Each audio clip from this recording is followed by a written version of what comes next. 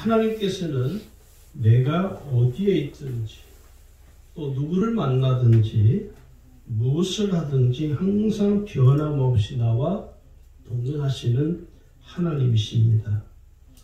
그 하나님은 졸지도 아니하시고 주무시지도 아니하시며 나와 함께 하시는 것이죠. 그러므로 오늘 구원받은 성도로 살아가는 우리가 하나님과 동행하는 삶을 사는 것은 가장 존귀하고 은혜로운 삶이라고 말할 수 있습니다. 올 한 해 우리 교회 또 우리 성도들이 붙잡아야 할 말씀은 하나님과 동행입니다. 내가 어떻게 하나님과 동행하는 삶을 살 수 있을까? 끊임없이 올 1년 동안 하나님은 나와 함께 하시고 내 삶 속에서 섭리해 가실 것입니다. 문제는 우리가 하나님이 나와 함께 하시는 것을 내가 얼마나 느끼고 그것을 경험하며 사느냐가 참 중요하죠. 그러기 위해서는요, 하나님과 동행하는 삶을 먼저 우리가 살기 위해서는 나라는 존재, 좀 더 정확하게 말씀을 드리면 인간은 어떤 존재인가를 알아야 합니다. 먼저 인간은 하나님께서 창조한 피조물입니다. 하나님이 만드신 것이죠. 그래서 인간은 하나님을 떠나서는 살 수가 없습니다. 우리의 정체성이 어디서 시작이 되냐면 하나님께부터 시작되는 것이죠. 인간이 자신의 존재성을 제대로 인식하지 못한 채 사는 것처럼 어리석은 삶이 없습니다. 아무리 지성인이라 할지라도 자기 존재성을 알지 못하면, 하나님이 인간을 만드셨다는 이 존재성을 알지 못하면 그는 무익한 자가 될 수밖에 없다 하는 것이죠. 그래서 하나님께서 오늘 나를 만드신 창조주라는 사실을 우리가 가장 먼저 알고 깨달아야 한다는 것이죠. 창세기 1장에도 분명히 말씀하기를 하나님이 인간을 창조했다는 말씀이 1장 26절에서 27절, 31절에 가면 기록이 되어 있습니다. 특별히 여기 26절, 27절을 보시면 하나님이 가라사대 우리의 형상을 따라 우리의 모양대로 우리가 사람을 만들고, 하나님이 자기 형상 곧 하나님의 형상대로 사람을 창조하시되 남자와 여자를 창조하시고, 이렇게 기록이 되어 있습니다. 그러면서 하나님은 31절에 가면 그 하나님의 형상을 따라 지음받은 그 인간을 보시고 하나님 뭐냐면 심히 좋았더라, 이렇게 하나님 말씀하고 계십니다. 하나님이 우리의 창조주시고 우리가 하나님의 피조물이라는 사실은 부인할 수 없는 사실이죠. 이걸 우리는 진리라고 말합니다. 하나님께서 인간을 창조한 창조주로서 또 하나님께 지음을 받은 피조물인 인간은 철저히 하나님과 동행하는 삶을 살아가도록 창조되었다는 사실입니다. 인간이 창조되어진 그 삶을 들여다보면 인간은 반드시 하나님과 동행하는 삶을 살아가도록 만드셨어요. 그 말씀이 창세기 2장 7절 8절에 있습니다. 여호와 하나님 흙으로 사람을 지으시고 생기를 그 코에 불어 넣으시니 사람이 생명이 된지라. 사는 영이 되었다는 것이에요. 누구에 의해서? 하나님에 의해서. 인간은 하나님에 의해서 사는 존재이기 때문에 하나님과 동행하는 삶을 살아야 됩니다. 그 인간을 하나님이 어떻게 하셨냐? 동방의 에덴에 동산을 창설하시고 그 사람을 거기에 두셨다. 8절에 말하죠. 두 번째 인간은 어떤 존재이냐면 하나님께서는 인간에게 축복을 허락하셨습니다. 오늘 우리 기독교 안에서도 이 축복 가지고, 축복론을 가지고 아주 논쟁이 심하죠. 어떤 무리들은 축복받는 것을 아주 노골적으로 공격하는 분들이 계시고, 또 축복받지 못하는 것을 또 신앙 형편없는 것으로 또 공격하는 무리들도 있습니다. 양쪽 다 극단입니다. 사실 축복은 가장 성경적인 표현입니다. 여러분. 하나님이 인간을 창조했다는 그 사실이 축복이죠. 그러니까 우리는 이 축복과 이 축복에 대해서 서로 논쟁이 되는 것은 이 세속적 개념으로 축복을 보기 때문에, 성경적인 개념으로 축복을 보는 것이 아니라 세속적인 개념으로 축복을 보기 때문에 서로 논쟁을 하는 거예요. 그래서 무슨 말까지 하면 기복적 신앙이라는 말까지 나오게 된 거예요. 그 배경이. 그런데 성경적인 배경으로 성경적인 의미를 가지고 우리가 들여다보면 축복은 결코 세속적인 것이 아니라는 걸 아셔야 돼요. 하나님이 인간을 창조한 것, 인간이 하나님에 의해서 창조되어졌다는 피조물로 살아가는 그 자체가 우리에게는 축복이라는 것입니다. 할렐루야. 내가 이 세상에 태어난 것 자체가 여러분 축복이에요. 왜요? 하나님이 나를 만드신 것을 내가 보게 되니까. 그걸 우리는 축복이라고 말하는 것입니다. 그러면서 우리는요, 하나님의 형상을 닮은 존귀한 존재로 창조되었다는 것입니다. 내가 하나님의 형상을 따라 지음받았다는 것을 여러분 마음에 꼭 새기셔야 됩니다. 오늘 많은 사람들이 자존감이 땅바닥으로 떨어지고 삶이 우울하고 왜 그러십니까? 하나님이 나를 축복받은 존재로 창조했다는 사실을 믿지 않기 때문에 그래요. 사실 하나님이 나를 이렇게 아름답고 존귀한 존재로 만들었다는 이 사실 하나만 믿으셔도 여러분의 삶에 요즘 말로 말하는 대박이 납니다. 할렐루야. 저도 예수를 믿지 않을 때는 많은 열등감을 가지고 살았어요. 예수를 믿고 나면서부터 하나님이 하나씩 내가 가졌던 그 열등감, 내가 가지고 있는 그 모든 마음 삶 속에서 내 속에 내 삶에 묻어져 있던 모든 열등감과 우울감과 이 모든 것들을 하나님이 하나씩 해주시는데 그 첫 번째 키워드가 뭐였냐면 하나님이 나를 존귀한 존재로 창조했다는 사실을 깨닫는 거였어요. 그게 첫 번째 단추예요, 단추. 여러분 성경을 잘 보시면 하나님께서 아담과 하와를 어떤 존재로 만드셨습니까? 축복의 존재로 만드셨어요. 그래서 그 아담과 하와를 에덴 동산에 거하게 하십니다. 그리고 그 에덴 동산을 있는 모든 것을 누릴 수 있도록 하나님이 은혜를 베푸신 것이죠. 그런데 이 아담과 하와가 어떻게 됐습니까? 하나님의 말씀을 불순종함으로 죄를 범하고 결국 그 에덴 동산에서 추방당했습니다.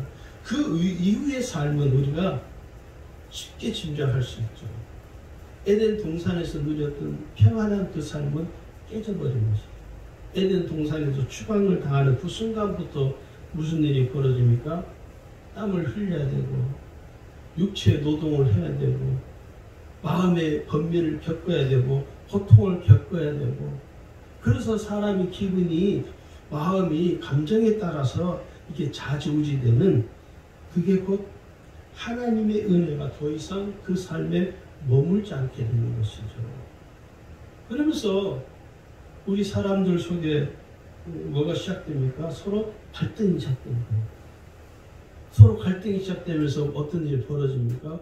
거기에서 기쁨이 있고 슬픔이 있고 분노가 있고 이게 인간이 다 그렇게 그 삶을 파괴해버린 것입니다. 하나님과의 온전한 축복의 삶을 살아갈 수 있는 온전한 그 관계를 누가 파괴했나요? 인간이 파괴해버린 거예요. 그래서 오늘 우리가 겪는 것이 뭡니까? 분노를 때로는 분노하고 때로는 감정이 다운되기도 하고 그래서 때로는 말할 수 없는 깊은 수렁으로 떨어지는 그 삶의 고통을 겪을 수밖에 없는 것이죠. 이걸 우리는 뭐라고 하느냐? 영적인 질서가 다 파괴되었다고 말하는 것입니다. 죄를 범한 이후에 인간의 삶에 영적인 질서가 완전히 다 무너져 버린 것이죠. 더 이상 하나님과 동행할 수 없는, 하나님과는 더 이상 소통할 수 없는 삶의 지경에 이르게 된 거예요. 오늘 우리가요, 구원받은 성도로서 하나님과 동행하는 삶을 살아가려면 가장 큰 방해물이 되는 이 죄의 문제를 반드시 해결해야 됩니다.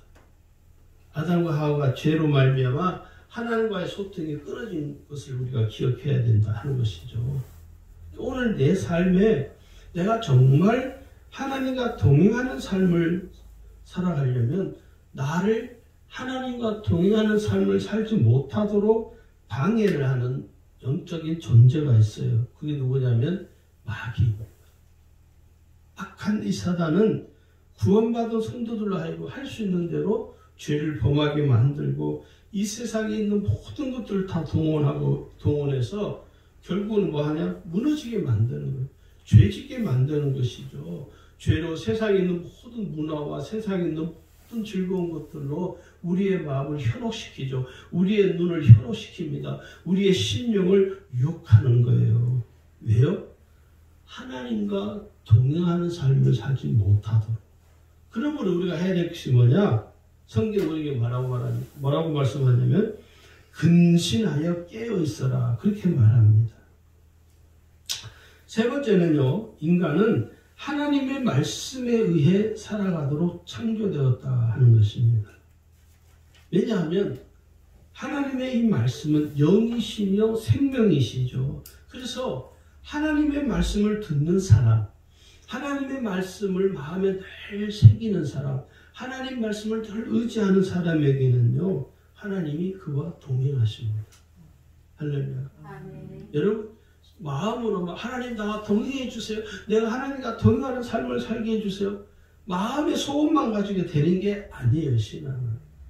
어떤 성도들이 목사님 그래도 마음을 잊지 않냐? 아니요. 하나님 그 마음만을 보지 않습니다. 실제로 내가 하나님의 말씀을 의지하고 사느냐, 내가 하나님의 말씀을 믿고 사느냐를 하나님은 더 중요하게 여기는 거예요. 그래서 우리가 하나님과 동행하는 삶을 사는 사람들의 특징이 뭐냐면 하나님 말씀을 어떻게 해서라도 하나님 말씀을 의지하려고 애를 쓰는 사람들, 하나님 말씀을 자꾸 들으려고 그러고 하나님 말씀을 막 사모하는 사람들이죠. 왜 그렇습니까?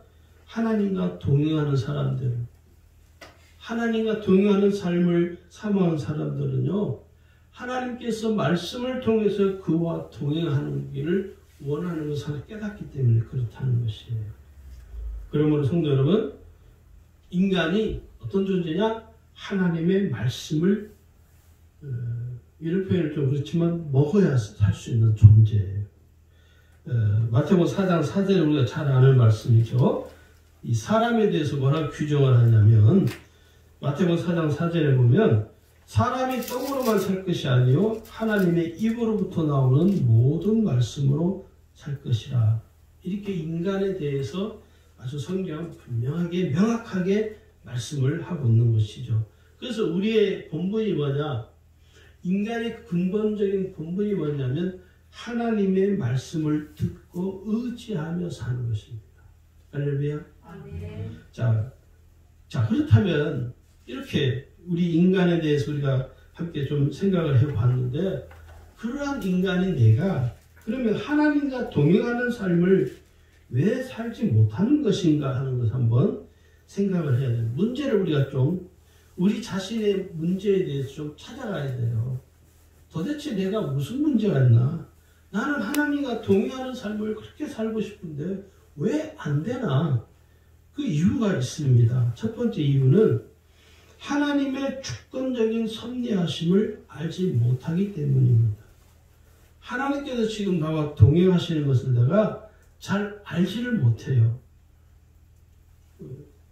느끼지를 못하는 거죠. 경험하지 못하는 거예요. 그 왜 그러냐면 하나님의 주권적인 섭리하심을 내가 알지 못하기 때문인 거예요. 우리가 꼭 알아야 될 것이, 기억해야 될 것이 있는데 그게 뭐냐면 이 세상의 모든 역사는 하나님의 주권적인 섭리하심을 통해서 하나님이 역사에 가고 계시는 거예요. 지지난 시간에 제가 말씀을 드렸죠. 지금 이 세계 모든 역사 누가 주관하십니까? 하나님이 주관하세요. 할렐루야. 하나님이 주관하세요. 하나님의 주권적인 섭리하심에 있다는 사실을 우리가 잘 깨달아야 한다는 거예요. 하나님께서 이 세상을 운행하실 때 아무렇게나 무질서하게 하지 않으시고 하나님의 주권적인 섭리하심을 통해서 하나님이 지금 이 역사를 이끌어가고 계시는 겁니다. 그래서 이 세상의 모든 피조물이 하나님의 주권적인 섭리를 통해서 운행되어져 간다는 것을 우리가 잘 알아야 됩니다. 이제 우리나라 같은 경우는 사계절이 뚜렷하죠. 이제는 뭐 요즘은 또 이제 그 사계절도 좀 어떤 분들은 또 3계절로 줄었다. 봄이 왔는지 안 왔는지 알 수도 없이 어느 사이에 여름이 와버리고. 어쨌든 간에 우리나라는 계절이 뚜렷하죠. 다음 주 한 주간 동안 여러분 한파가 시작된다고 그럽니다. 그 모든 것들이 하나님의 주권적인 섭리하심을 통해서 지금 이 세계 역사가 하나님께서 운행해 가시는 것이죠. 시편 103편 19절을 보니까 여호와께서 그의 보좌를 하늘에 세우시고 그의 왕권으로 만유를 다스리시는도다. 하나님은 이 세상을 통치하시는 것이죠. 그리고 나를 향한 하나님의 주권적인 섭리하심이 무엇인지를 깨닫는 것이 중요합니다. 하나님은 내 삶 속에도 개인의 삶에도 하나님이 섭리하십니다. 할렐루야. 하나님의 주권적인 섭리가 있는데도 불구하고 내가 내 마음대로 하고 싶고 내 뜻대로 하고 싶고 내가 하고 싶은 대로 막 살고 싶잖아요. 그런데 그렇게 되면 여러분 어떤 일이 벌어집니까? 내가 하고 싶은 대로 막 살면 하나님이 그의 삶에 더 이상 역사해 주지 않습니다. 우리가 이것을 잘 깨달아야 해요. 그래서 많은 성도들이 많은 시간, 수많은 세월이 흐른 후에 뒤늦게 뭐하죠?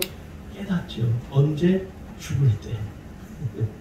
죽기 전에 깨닫는 사람도 있지만 죽기 전까지도 못 깨닫는, 죽고 나서도 못 깨닫는 사람이 있긴 있어요. 대부분 뭐합니까? 성도들이 죽을 때 그때 깨달아요.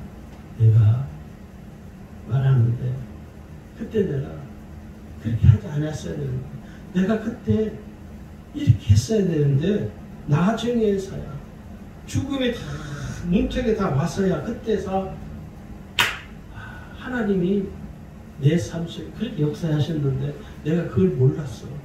그때 하나님이 내 삶 속에 그렇게 역사해 주셨는데 내가 미처 깨닫지는 못해서라고 안타까워하는 거예요. 그래서 어떤 분은 죽음에 이르기 전에 죽기 전에 뭐합니까? 대부분 성도들이 제일 하는 게 뭔지 아세요? 회개입니다. 회개 기도를 그렇게 많이 해요. 죽기 전에. 왜? 이제 하나님 앞에 가서 책망받을 걸 생각하니까 두려운 거예요. 그래서 그나마 그런 분은 믿음이 좋은 거죠. 너무 두려운 거예요. 내가 살아왔던 지난날 길게는 80년, 짧게는 50년, 60년, 70년 인생을 돌아보니 회개할 게 밖에 없다는 거예요.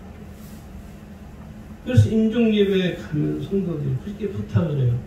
목사님, 제가 하나님 앞에 혹시 회개하지 못한 죄가 있는지 없는지 한번 나를 좀 돌아봐 주세요. 얼마나 비참합니까? 마지막에 가서 인생의 꼭지점 마지막에 끝에 가서야 그때서 깨닫는 거죠. 내가 혹시 회개할 것이 뭔가.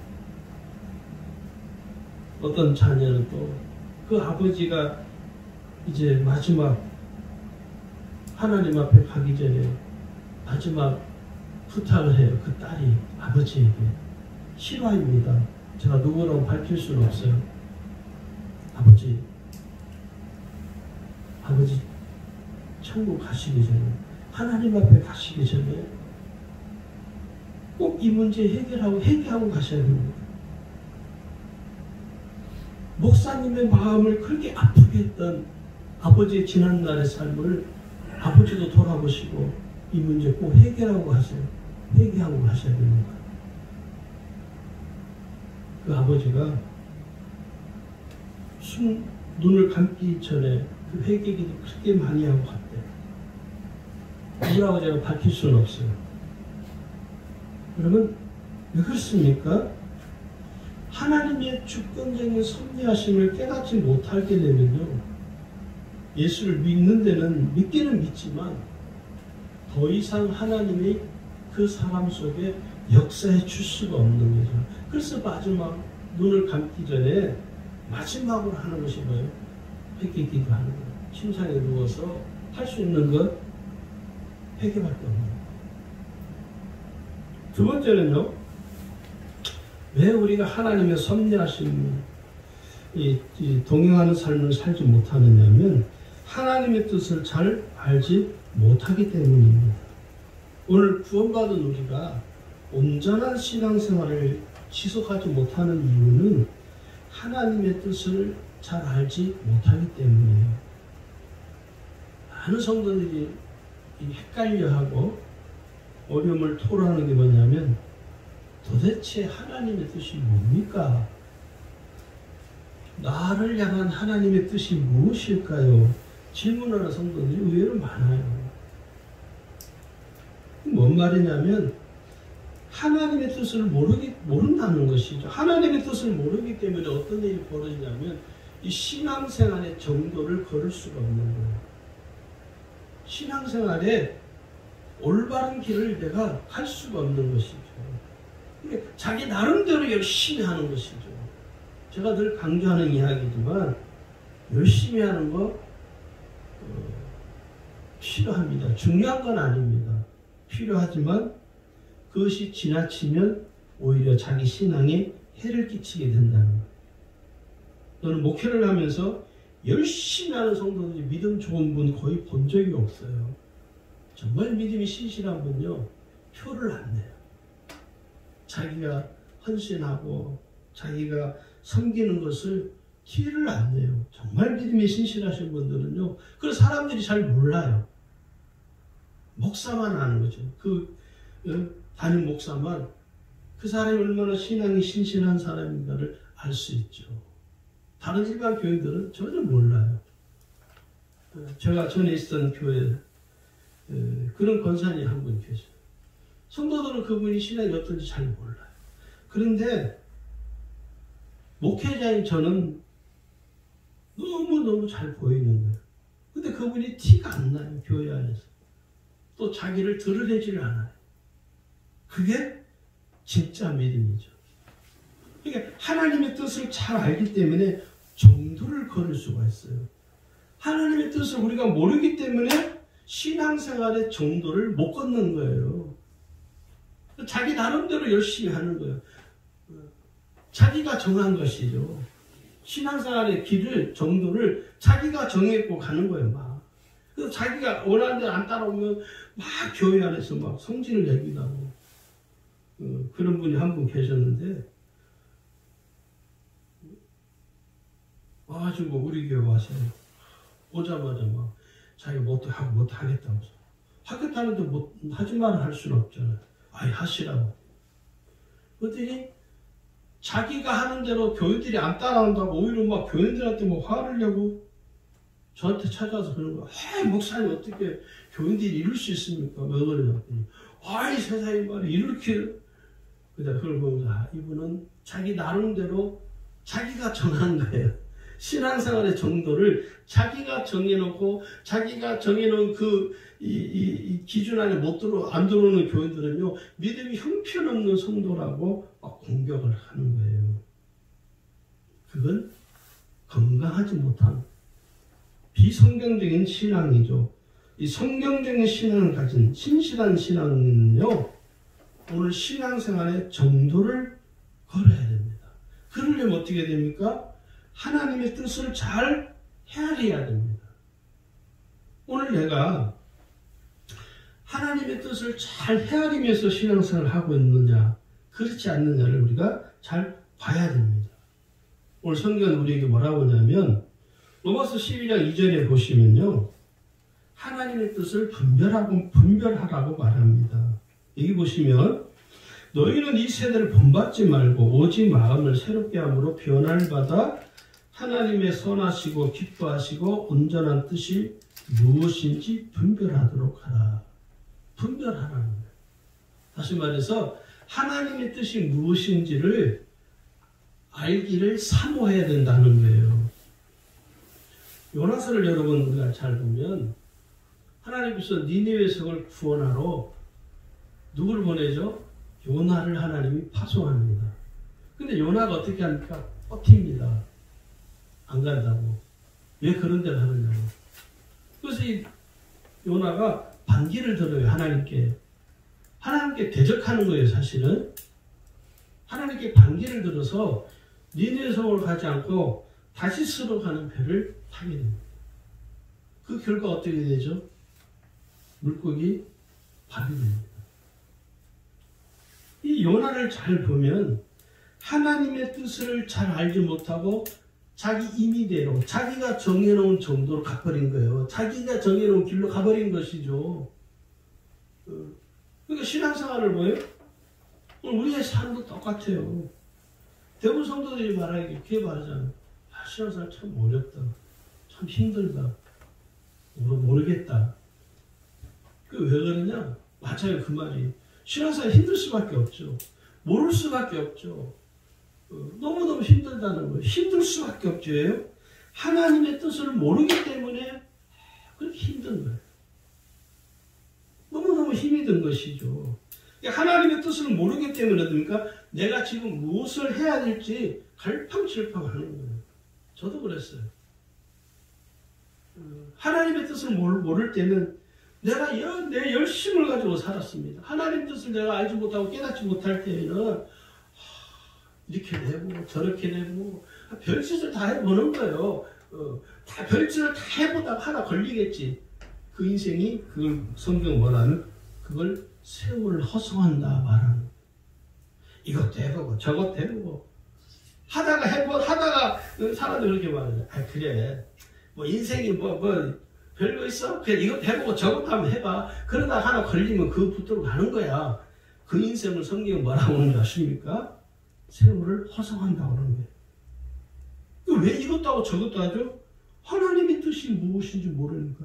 하나님이 나를 향한 하나님의 계획이 무엇인지 내가 모르기 때문에 이리 갔다 저리 갔다 헤매게 사는 거예요. 그러다가 인생 거의 반을 다 헛해버리는 것이죠. 그래서 우리가요, 하나님의 뜻을 잘 모르기 때문에 기도해야 될 때 기도를 못하는 거예요. 하나님의 뜻을 잘 모르기 때문에 성경을 읽어야 할 때 성경을 읽지 못하는 거예요. 하나님의 뜻을 모르기 때문에 내가 무엇을 해야 될지, 내가 어디를 가야 될지, 내가 누구를 만나야 될지를 모르는 거예요.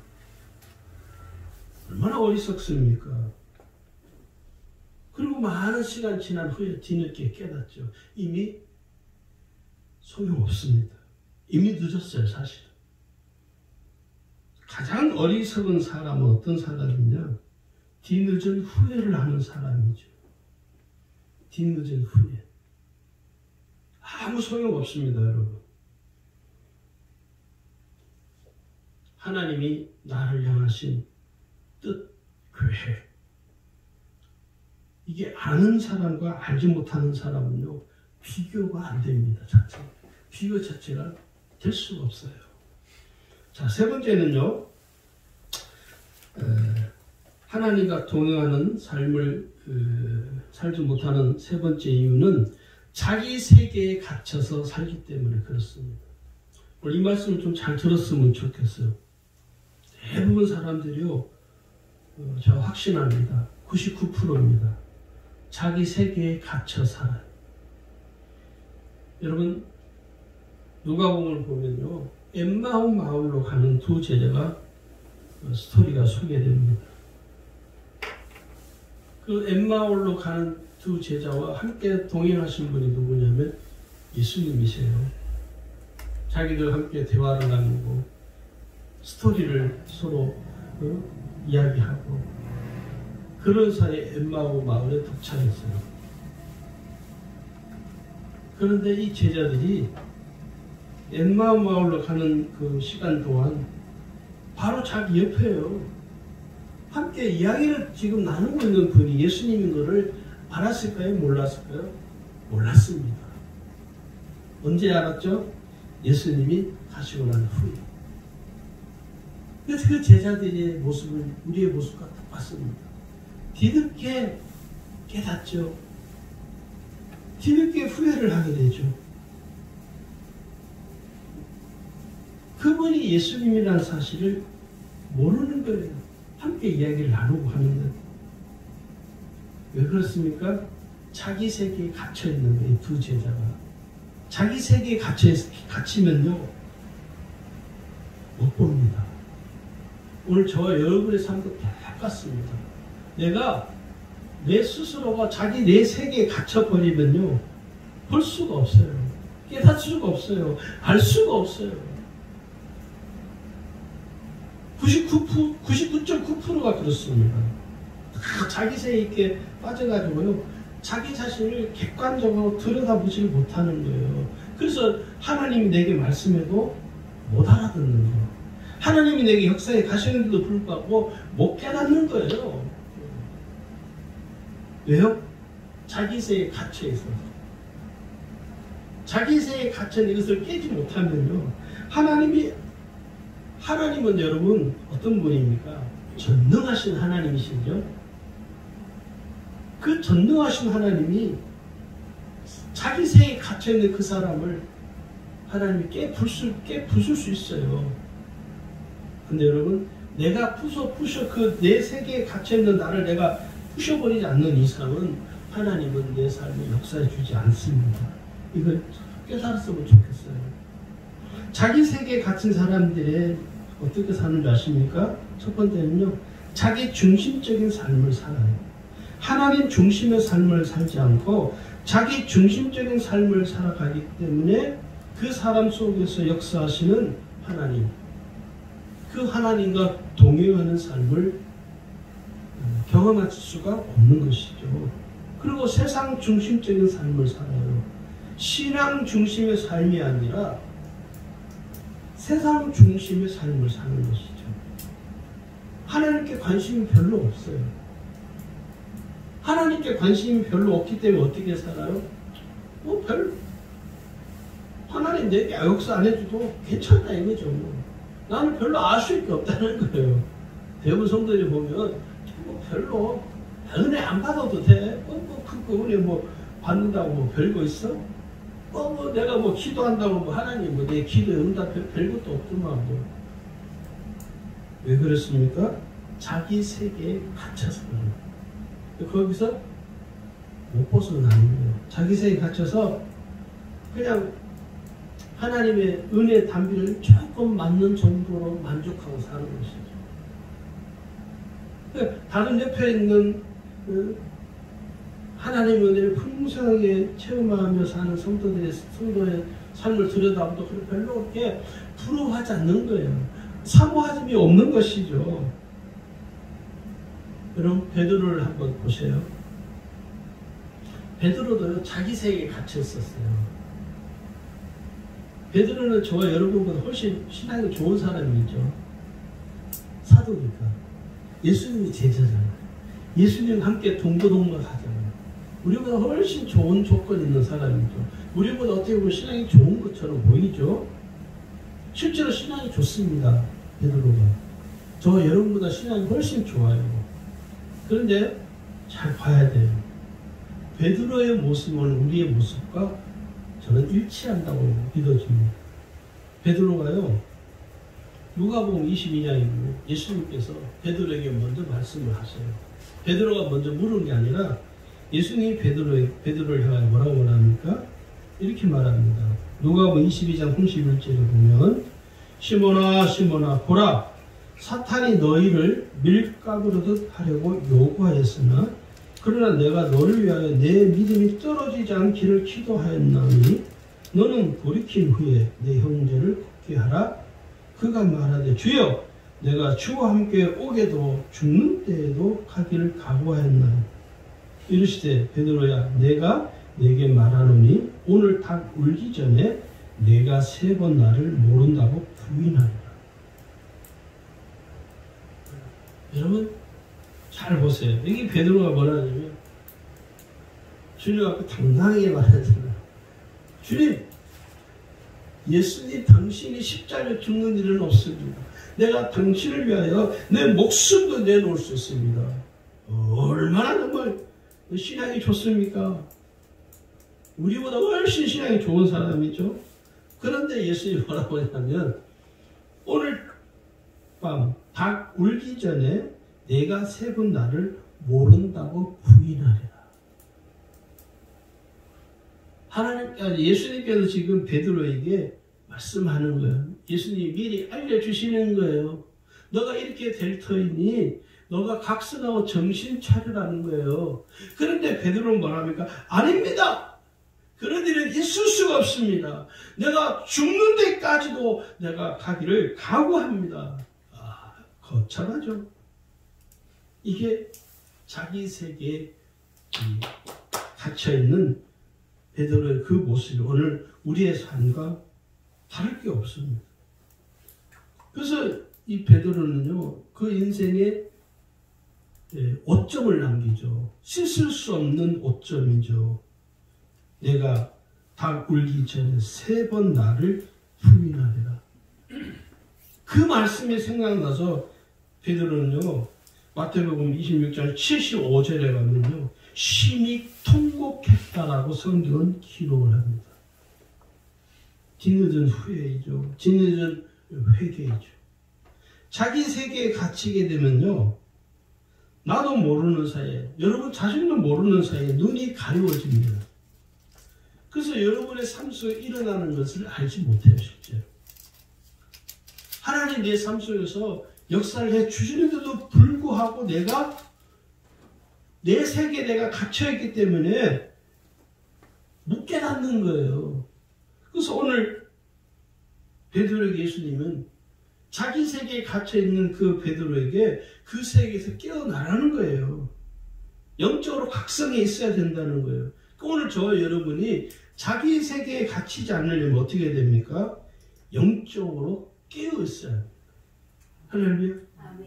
깨어 있지 못하면 나도 모르는 사이에 내가 내 세계에 갇혀 있어요. 그래가지고 자기가 착각하는 거예요. 아니, 신앙생활 이 정도 하면 됐지 뭐 자꾸 요구해. 나 정도면 됐지. 그게 뭐예요? 자기 세계에 갇혀있는 우리의 실체입니다. 여러분 그 세계에서 깨어나셔야 돼요. 그래야 하나님과 동행하는 삶을 살 수 있습니다. 그 다음에 이제 마지막으로 하나님과 동행하는 삶을 우리가 삶이란 뭐냐면 좀 더 구체적으로 말씀드린데요. 어떤 분이 그래요. 목사님, 하나님과 동행하는 것이 뭡니까? 너무 막연하다는 거예요. 너무 추상적이라고 생각하는 거예요. 제가 그래서 좀 더 구체적으로 말씀을 드릴게요. 하나님과 동행하는 삶은 뭐냐면 첫 번째, 마음을 감찰하심으로 동행하십니다. 하나님이 내 마음의 생각과 내 마음의 모든 계획을 감찰하고 계십니다.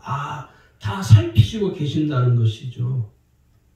하나님께서는요, 오늘 우리의 모든 생각과 모든 행동을 다 지켜보고 계십니다. 우리의 마음을 가장 잘 아는 이가 누굴까요? 하나님이십니다. 할렐루야. 우리가 살면서요, 여러분 그런 생각 드실 때가 없으신가요? 누군가 내 마음을 잘 알아주면 좋겠다.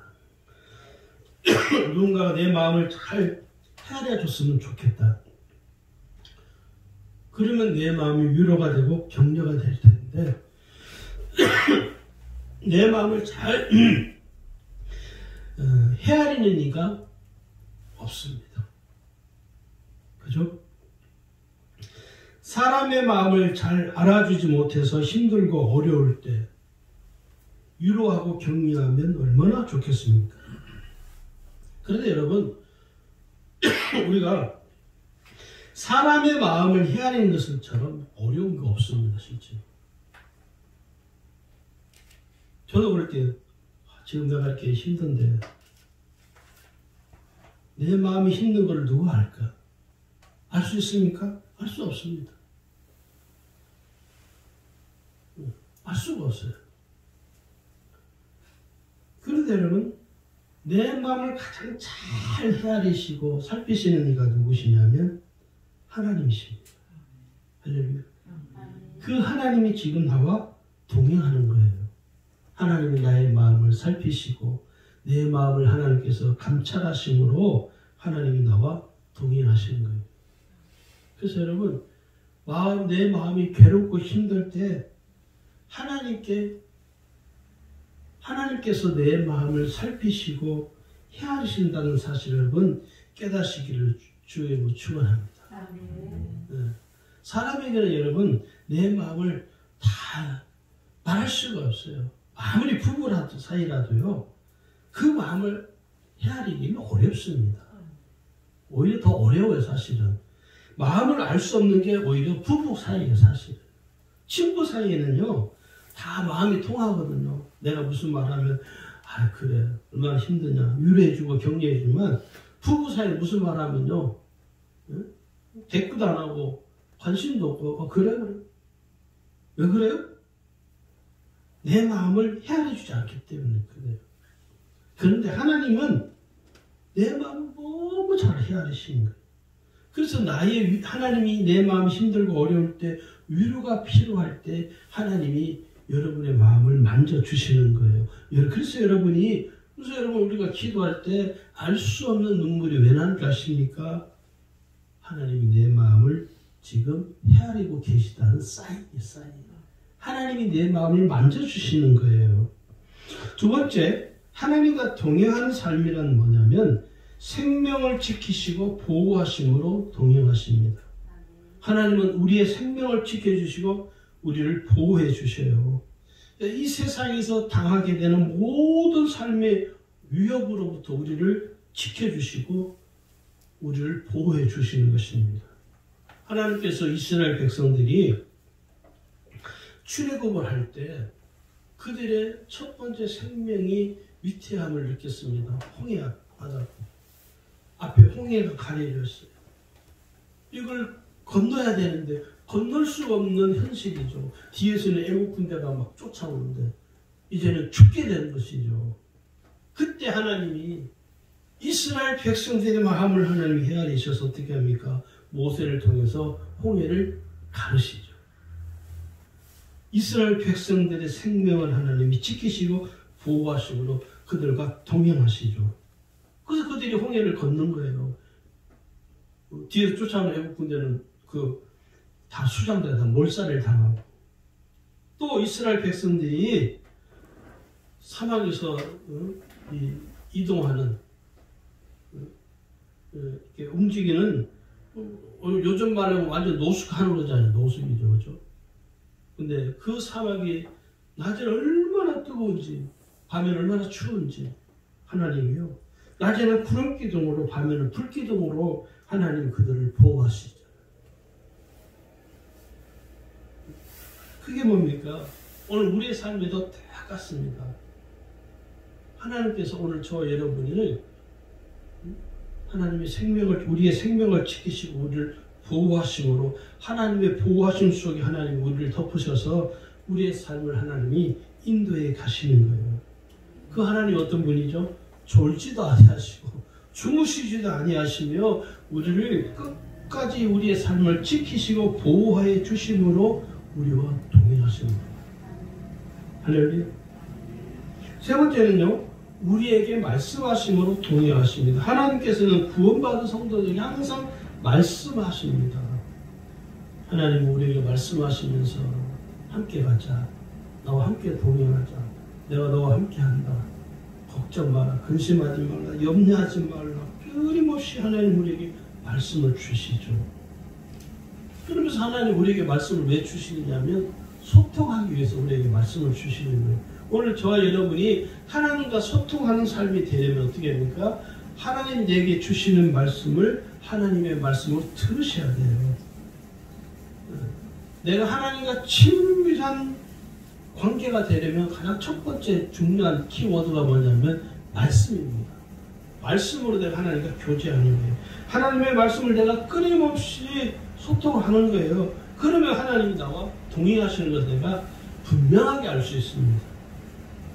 오늘 요한복음 6장 63절에 보니까요.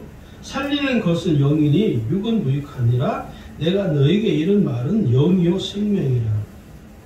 요한복음 10장 27절에도요. 내 양은 내 음성을 들으며 나는 저희를 알며 저희는 나를 따르니라.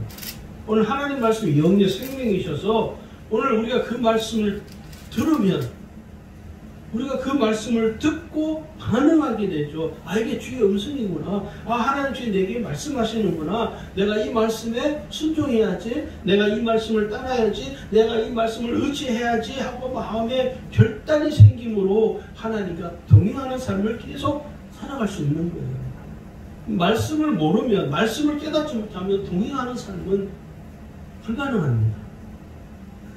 노력한다고 동행이 되는 것이 아니라 하나님의 말씀을 내가 끊임없이 듣고 하나님의 말씀을 듣고 그 말씀에 내가 반응하고 그 말씀을 의지하고 살아갈 때 이미 나는 나의 삶은 하나님과 동행하는 삶을 지금 살아가고 있는 거예요. 그래서 내가 하나님과 어떻게 됩니까? 소통하는데 문제가 안 생겨요. 자, 마지막으로는요. 내 안에 내주하시는 성령께서 친히 동행하십니다. 이미 성령께서는요, 구원받은 성도들의 심령 속에 내주하셔서 그 성령이 나와 동행하심으로 하나님과 동행하는 삶을 살게 만들어주는 거예요. 왜냐? 그 성령 어떤 분이죠? 나를 위해 친히 간구한다고 성경은 말하잖아요. 로마서 8장 26절이죠.